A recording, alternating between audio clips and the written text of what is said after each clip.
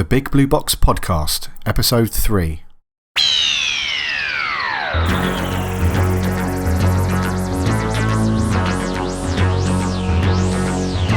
Hello everybody, thank you very much for joining me on the Doctor Who Big Blue Box Podcast. This is Episode 3, my name is Gary, thank you once again. Coming up in today's episode, I'm going to be running through some newsy bits for you that's been happening in the world of Doctor Who. I'm going to be running you through a review of the Doctor Who experience that I went to with the family a couple of weeks ago over in Cardiff. Then I'm going to take a look at this week's classic Doctor Who story, which is Tom Baker's Pyramids of Mars. What have I been up to since the last podcast? Well, first of all, I must apologise. It's been, I'm actually a week late, I think, or a week or so late getting this episode to you. The reason for that is because I've just been really busy. There's no other excuse other than that. During the day, I'm a web designer and web developer, so I've got it just seems to be a really busy time for me at the day job stuff at the moment, and that's overspilling a little bit. On top of that, I run another blog with a friend of mine. We've got a full-time geek, sci-fi, TV, movies, comic book kind of blog over at twoshots2thehead.com. So I write that full time, plus we do a podcast over there as well. So that's it really. I've just been really busy, so apologies for not having this episode out to you sooner. I will definitely try harder to get it out to you on a regular 2-week basis. And secondly, I've got a bit of a cold, so it's really sorry if I sound a bit raspy or a little bit husky.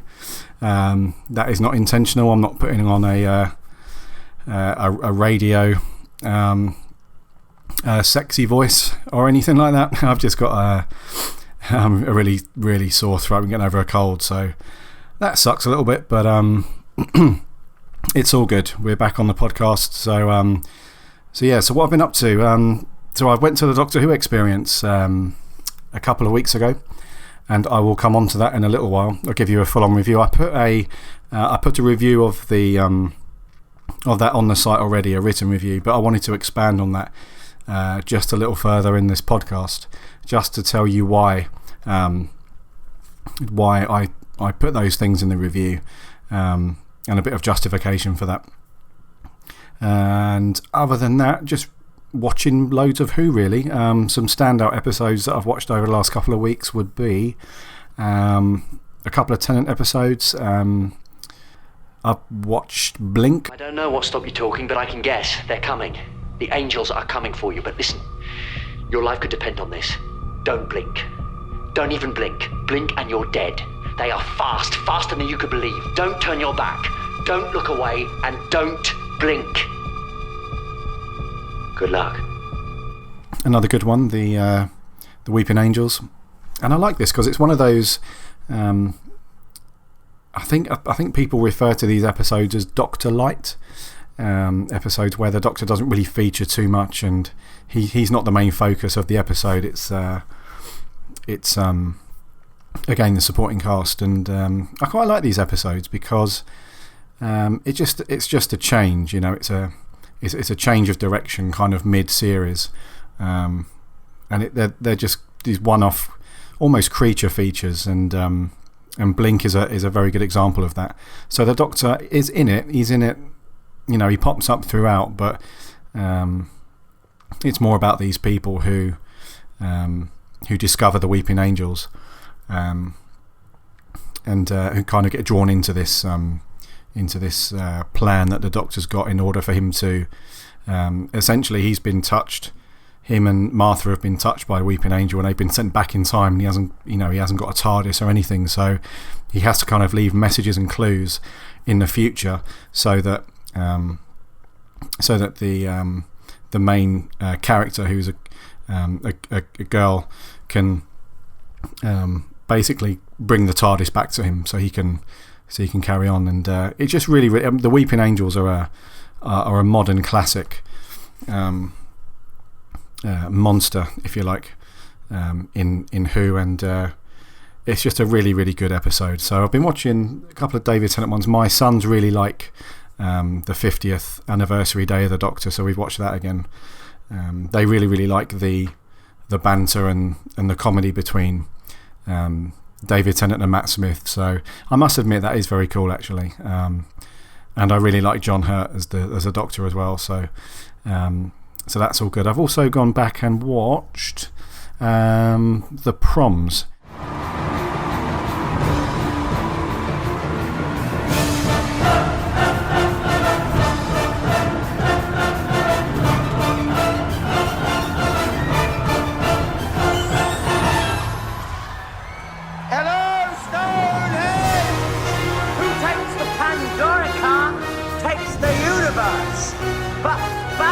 Everyone, because guess who? Ha! Listen, you lot, you're all whizzing about. It's really very distracting. Could you all just stay still a minute, because I am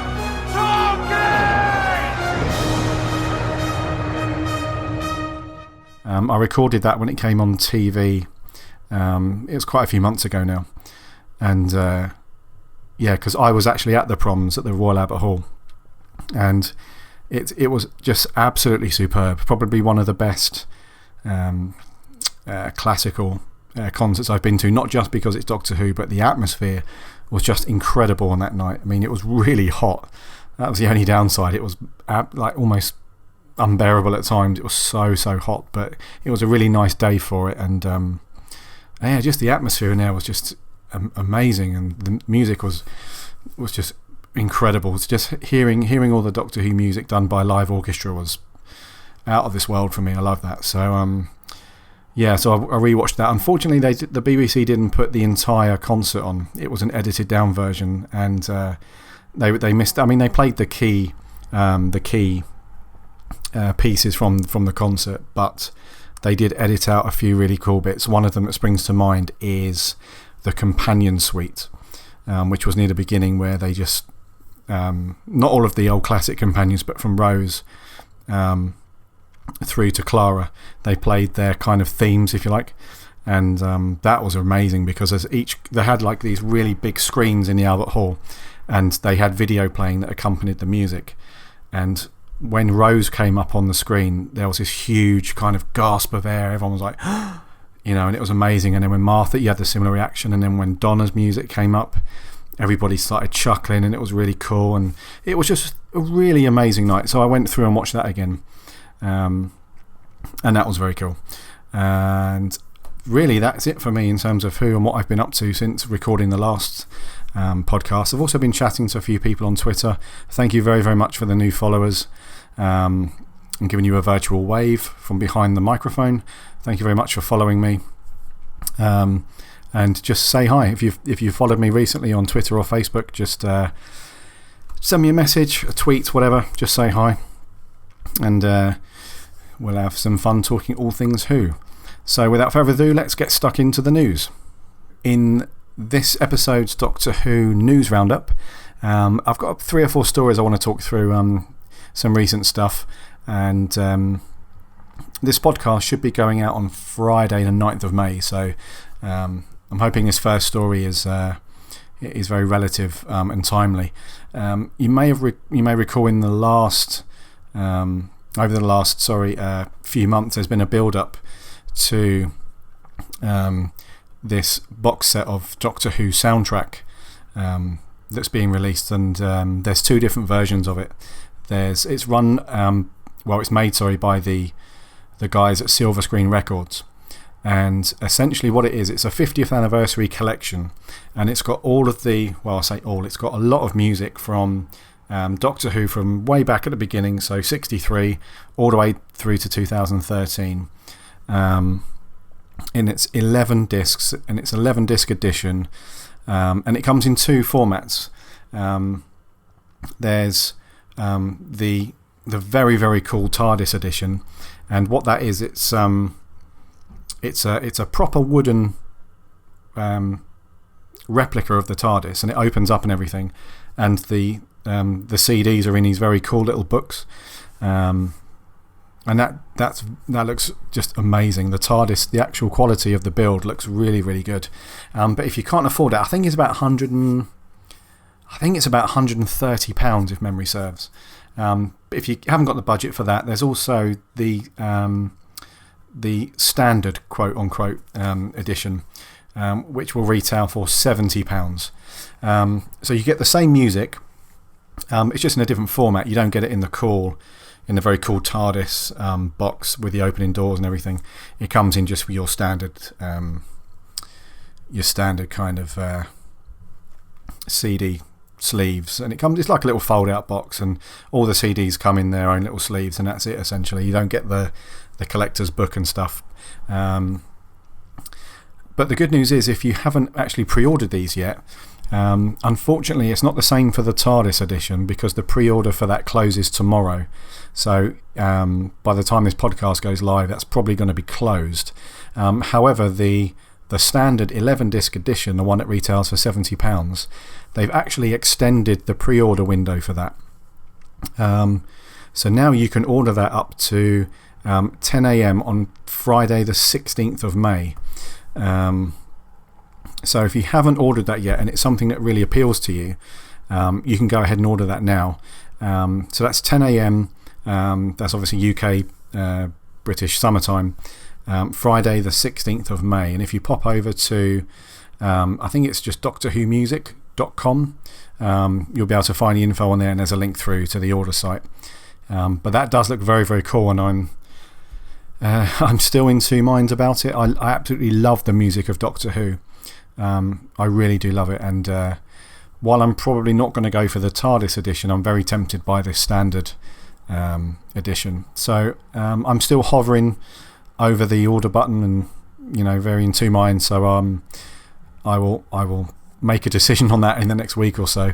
But if you're into the music of Doctor Who, this has got some fantastic stuff on it, and it's the music. Like I said, it's all the way through from the beginning, from 1963 through to 2013, and it's the key moments and the most popular music from each series and the movie, I believe.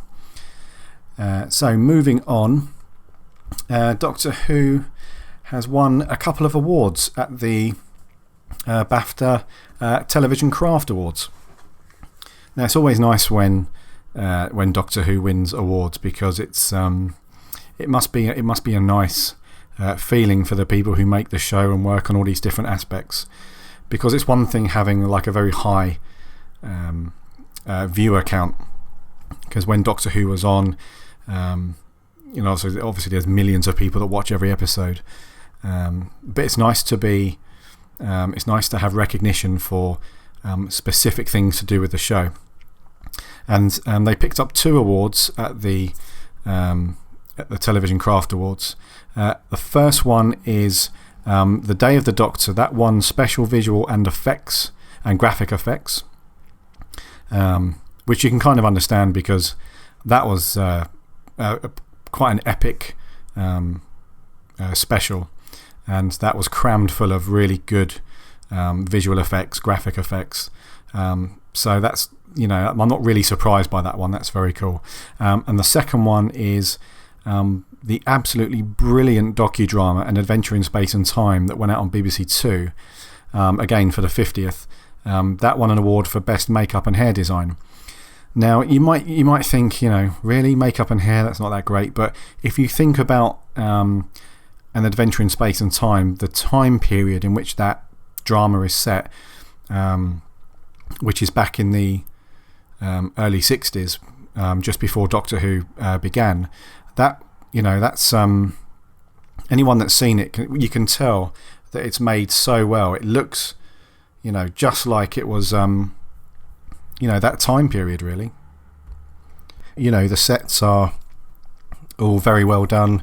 The costumes just really, so the whole thing is done pretty much bang on to that time period, really. So to win an award for, the style and the design of everything that made up that docudramas, that's very, very cool. So really glad that Doctor Who picked up a couple of awards there. Thirdly, pretty much a living legend within the world of Doctor Who, Mr. Terence Dicks. He's going to be giving a public talk. So, as you know, Mr. Terence Dicks, he was script editor for the show from, I think it's 1968 or 69 through to 74. I'm sure it's 1974. And has also been involved in many other Doctor Who related stuff. He's going to be giving a talk at an event hosted by Airdrie Library on Wednesday the 14th of May at 7 o'clock. So you can arrange, I'm not sure if it's a tickets based thing or whatever, but you can contact the library. I've got the telephone number here. It's 01236 758 070, and you can give them a call and inquire and find out how you can get along to that. But that should be very, very cool. Normally when you see interviews or talks by people who were involved with Doctor Who many moons ago, they've normally got a raft of information and insight and stuff that you didn't necessarily know about the show, and they're just very, very cool, really interesting. So if you can get over there for 7 o'clock on May 14th, you'll be in for a treat to listen to Mr. Terence Dicks. And lastly, for the news, really big news for Mr. Matt Smith. It doesn't seem like he's been out of the role for that long, really, and he's landed himself a huge movie role alongside or opposite Arnold Schwarzenegger in the new Terminator franchise. So that's a bit of a shock, that one. I was assuming that Matt Smith would go on to some big things, and he's been spending a lot of time over in the US for the last few months. So I was guessing that a potential movie role was on the cards, or at least a role in some US TV show. But to star alongside Arnie in a Terminator film, not just a film but in the franchise, so it sounds like he's going to be, because the Terminator films, I learned recently, is actually going to be a new trilogy, I think. So he could potentially be in the next 3 Terminator films, but he's definitely in the next one, which is, well, it was called Terminator Genesis. I'm not sure if that's still the title for it, but apparently his new character has a very strong connection with John Connor. So that's out next year in July, and so fair play to Matt, really. That's amazing. And he's such a good, Doctor Who aside, he's such a good actor. I can see him going on to be in some very, very cool stuff. And hopefully this is the first of many cool things. I mean, I'm not sure on the substance of the Terminator films these days. I think they've been trying to make one for a while, but they've been holding out for Arnie because obviously of his political career, he wasn't able to do it, and now it's moving forward. So fair play to Matt. Well done, buddy. So that wraps up the news. Now going to move on to the review I've got for the Doctor Who experience in Cardiff.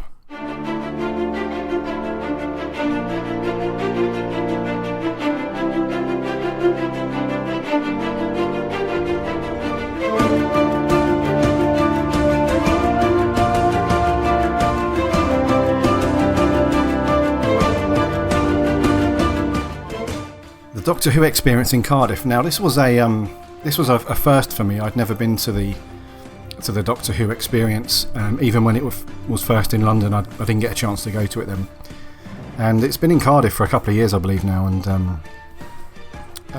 I'd wanted to go and check it out for a long time. So I rounded up the family, and we took a trip over to Cardiff for the weekend, mainly for the purpose of going to this, but also to go and check out some cool sites around Wales and Cardiff. It's a really nice place. And so the Doctor Who experience, it's kind of a I'm not going to spend too long about this because, like I said, I did put a review up on the site the other day. In that review, I was in very much two minds about the whole thing. And while I thought the first part of the experience was very, very good, so when you first go into the tour, the first half of it is very interactive, so it kind of feels like you've been dropped into an episode of Doctor Who, and you've got Matt Smith kind of sort of narrating your first part of the tour, and it's very very well done. I'll say that for the guys who have designed the experience. It's all of the nods are there to the current famous monsters of Doctor Who. You interact with Daleks, Weeping Angels, Cybermen, and that's all very, very good. And Matt Smith himself is just his usual zany, crazy Matt Smith,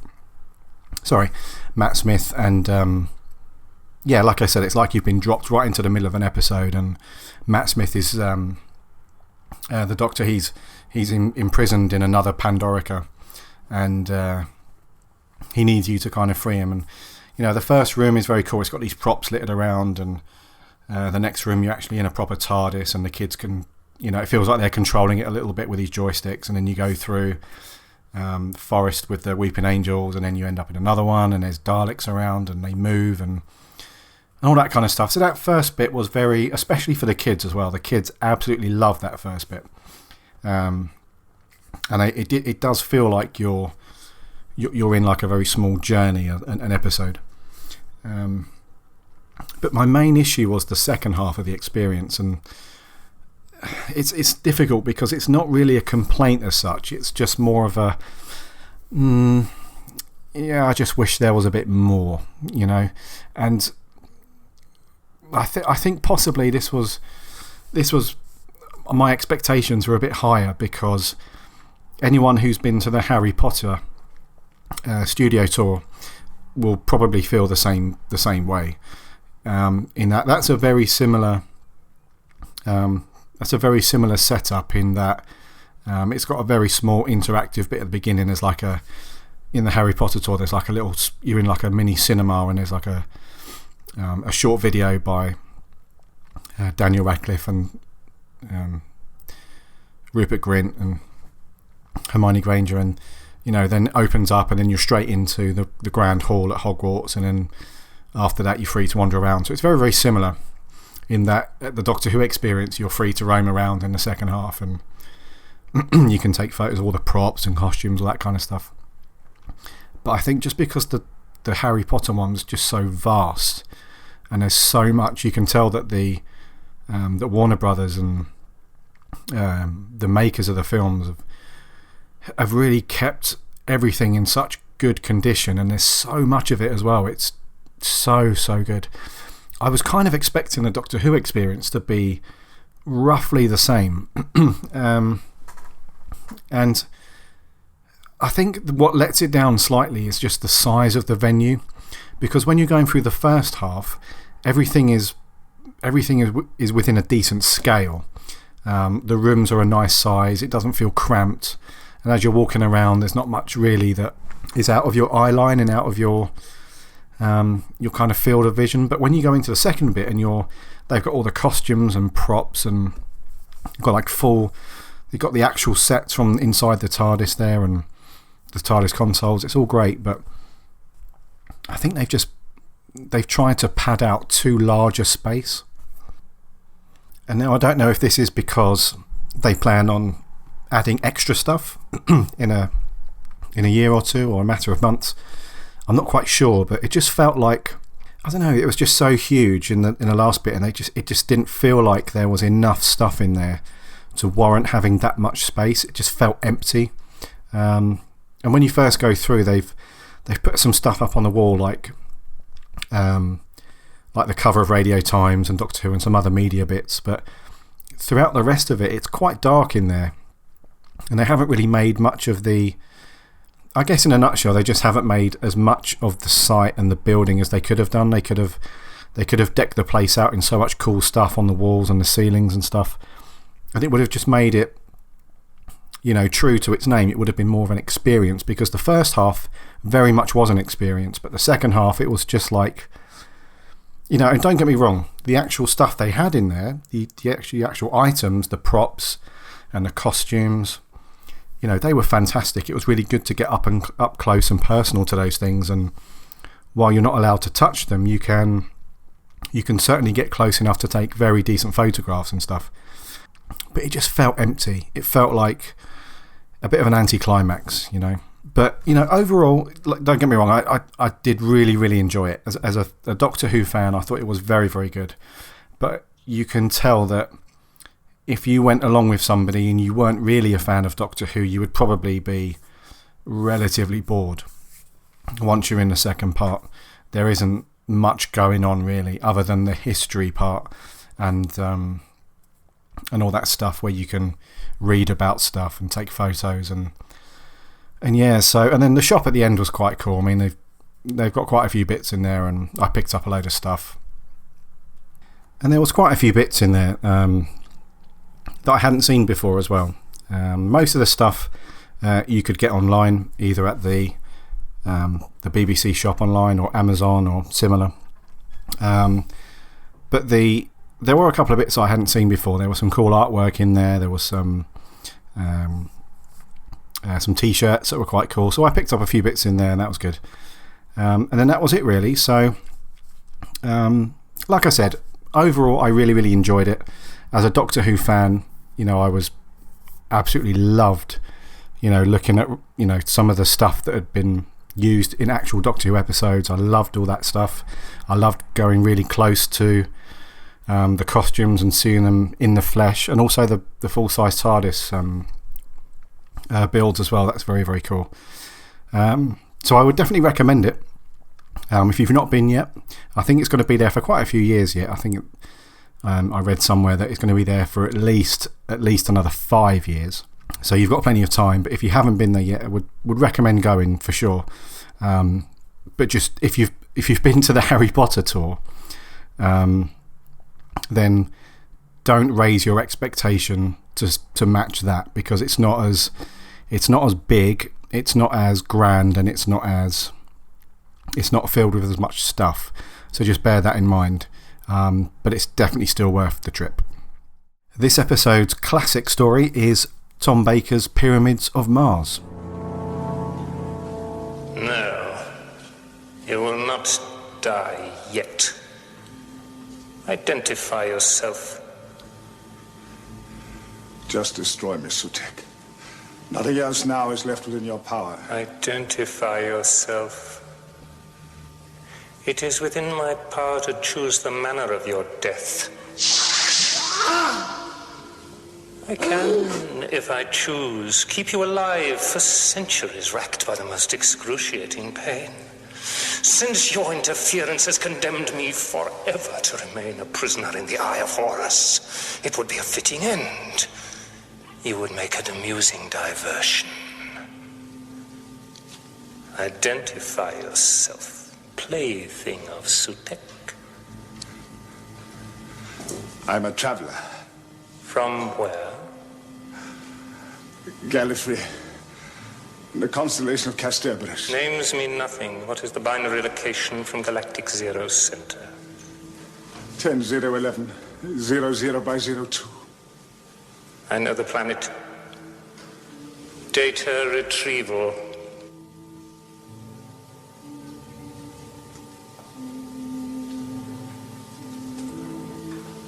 So, you are a Time Lord. Pyramids of Mars. One of my favourite classic Who stories. Starring the Fourth Doctor, Tom Baker. And when was this out? 1975. It was back in October through to November. And first up, one of the reasons why I like it is it's one of those stories where it doesn't take that long to watch from beginning to end. It's just spread out over 4 fairly short episodes, about 25 minutes, half an hour long. So you can quite comfortably watch this in one go. It's not mind draining. You don't have to sit there with, you know, 100% attention span throughout the entire thing like some of the other serials from the classic era. Blimey, some of the other ones that, you know, they can run for 10, 12 episodes at a time. So this one's fairly short. You can get straight into it. And And yeah, it's a very cool story as well. It's another one of those Doctor Who stories where it's quite a contained story. And what I mean by that is it's not one of those stories that takes you on like a trip throughout the galaxy or the universe and you go to lots of different places. It's just essentially just one place, which is a big, as they've done many times in Doctor Who, it's just a very big mansion out in the countryside somewhere. And I think it's set in the early 1900s in England. Surprise, surprise. And Doctor Who tends to favour these stories set out in the countryside and these big houses. A few a few other stories that spring to mind is things like The Seeds of Doom, Unicorn and the Wasp, the audio play The Chimes of Midnight. It seems to be a common theme, but this one does it very, very well. And the setup for the story is pretty basic. There's an archaeologist, Professor Scarman. He's out in Egypt and he comes across a chamber underneath a pyramid, and inside there is the bad guy for the story, which is a guy called Sutek. I think his full title is Sutek the Destroyer, if I remember that correctly. And he possesses Scarman, but all the time while Scarman is in Egypt, he's at his house in the English countryside. He's been sort of kind of replaced by this strange Egyptian guy, and if memory serves, his name is Ibrahim, and he's kind of looking after the house, if you were. And so the Doctor and Sarah, they're on their way back to meet up with Unit, but they're on their way there. Sarah Jane sees like the image of an Egyptian kind of cat, dog kind of head thing inside the TARDIS. And, you know, the Doctor's, I think that's actually a jackal. It's like a jackal-like kind of face. And the Doctor follows this. It uses a lot of energy to get this inside the TARDIS. So the Doctor follows this back, and that's when they end up at the house. And then from then on, it's just a case of Sutek's followers, so Scarman, who's been possessed, and Ibrahim. Between them, their kind of plan is to free Sutek from his prison, if you like, because he's the last of a race of people called, I have to make sure I'm saying this correctly, Osarians, yeah. And it was basically he was imprisoned by his own people.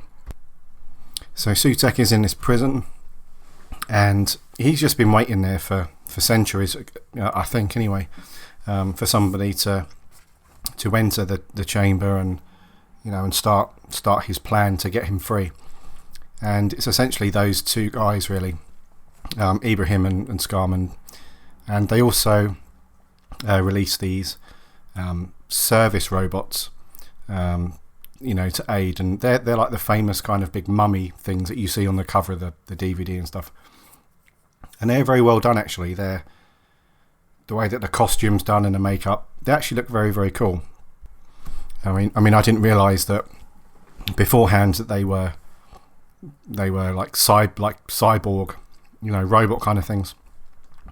I thought they were actual mummies. So the makeup's done really, really well, and they're kind of just they literally are just service bots, whatever, and they just aid in Scarman and Ibrahim.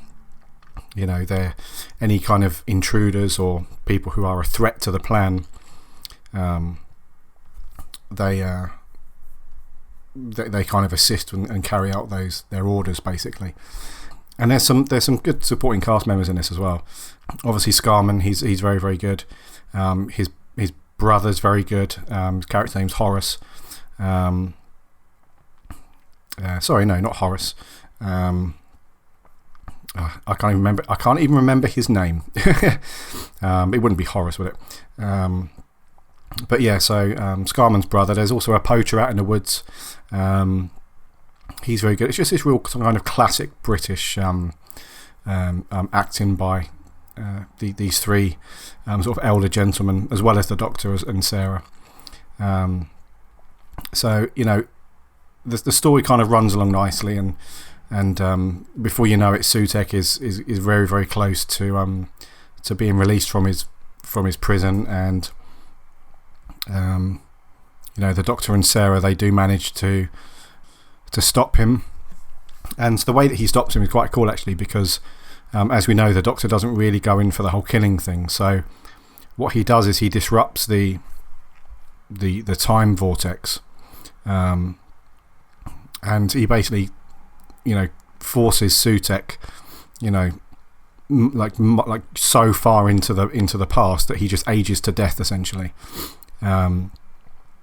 So he doesn't actually, he doesn't actually physically kill him there on the spot, but he does actually cause him to die, essentially.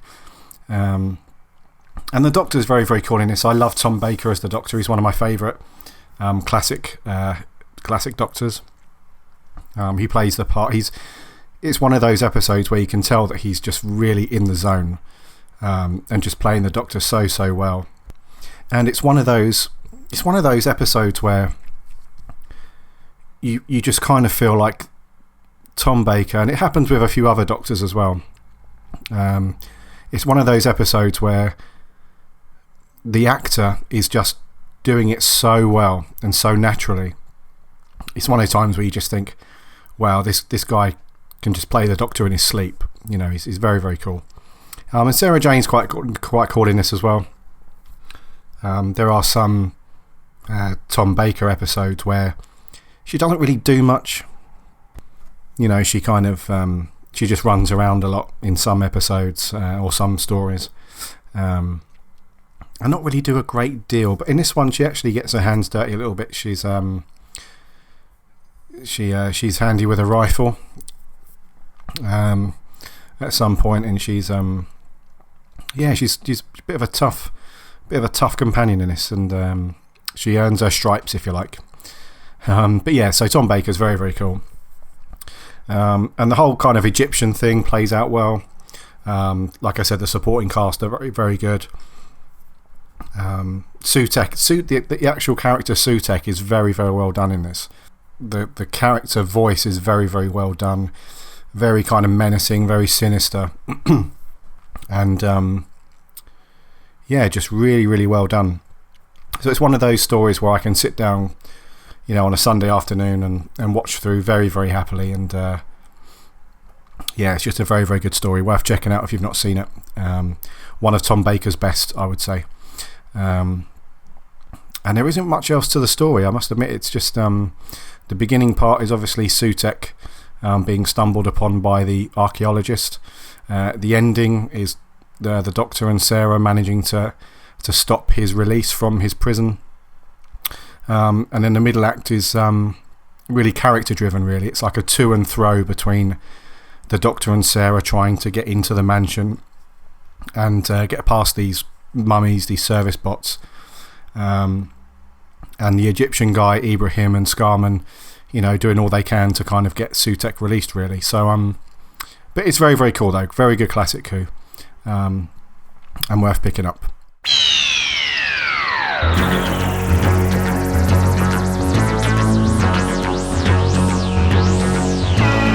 That wraps up episode 3 of the Big Blue Box podcast. Thank you very much for joining me again. It's been very cool chatting all things Doctor Who and giving you my views and opinions on the TARDIS Traveller. I will hopefully see you again in a couple of weeks' time for episode 4. But until then, if you want to chat with me, you can find me on Twitter at BigBlueBoxPcast. You can also find me on Facebook, facebook.com/BigBlueBoxPodcast. And obviously over at the site where I put these podcasts and other views and opinions, which is www.bigblueboxpodcast.co.uk. Just pop onto one of those channels and just tell me what you're up to, what you're doing with Doctor Who, what you're looking forward to. And if you've got any opinions on this podcast, anything you want me to change, anything you want me to include, just let me know. And or if you want to appear on this podcast, if you've got some opinions on anything you want to talk about, do please let me know, and we can try and sort that out. And I should hopefully have an interview with you on the next episode, so I will confirm that on Twitter or Facebook in the coming days. So until then, thank you very much again for joining me. And until next time, Alonzi.